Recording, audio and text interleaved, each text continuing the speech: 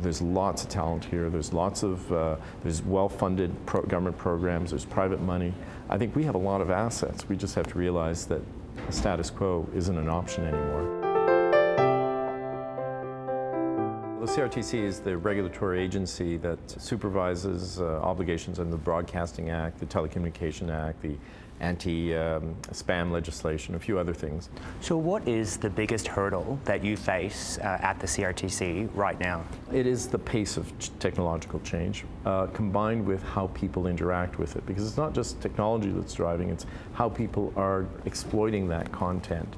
So how nimble are, say, traditional Canadian broadcasters to kind of adapt with this change? Well, they've always had to face change, right? When you live so closely to the US, which is a huge exporter of great content, you always have to be a little bit nimble. The Canadian system has always leveraged, in fact, the presence of Americans in the system. I mean, on the English television side, for instance, for years, we were using the popularity of American programming to bring Canadians to discover Canadian-made content. I've always described myself as a promotionist rather than a protectionist because I want Canadians to discover Canadian content. So looking at these people that are consuming content differently, so millennials, they basically get their content anywhere at any time. They just change their IP address. So why should regulations and traditional broadcasters matter to them? Well, the CRTC's never been about forcing people to watch anything. We want to make sure that they have the choices to do so. So yes, it's true that they're watching on different platforms, but you'd be surprised sometimes they actually are discovering and finding, even on those new platforms, content made by Canadians here at home that create jobs, and maybe they even want to go into the industry. So it's important to have an economic activity around video content. From our numbers, traditional television is not necessarily disappearing overnight. There's still, on average, 24 to 26 hours of traditional television being watched per week. And on top of that, people have stacked on video on-demand services and YouTube and all kinds of other content. So it's the rich array. It's in fact the age of abundance, as I keep saying.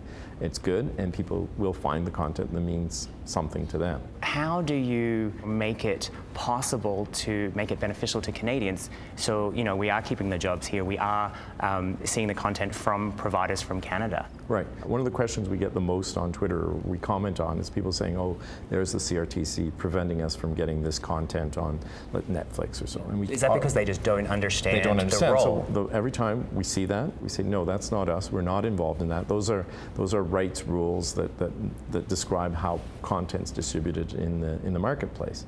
That being said, though, we appreciate that there's a new generation that haven't grown up with as strict of a perception on content and who owns it and who doesn't, how you get to it, and you pay and you don't pay.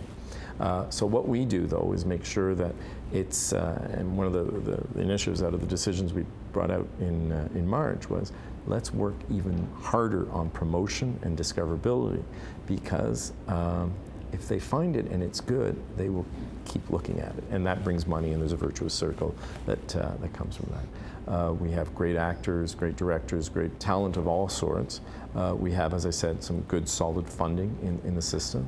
We have people that are still watching it. People still love local news, local information, sport. They've got favorite stars. We do high quality stuff. So I think by then we will be well on the way of embracing the new reality, although by then the reality will have changed because technology moves so quickly. People have realized that the world is changing, and they're up for the task. They've rolled up their sleeves and they're going at it, and we'll find, and it won't be one answer for everybody. Everybody will find a way to adapt their business, their productions, their projects to what they see as an opportunity, and that's good for all of us.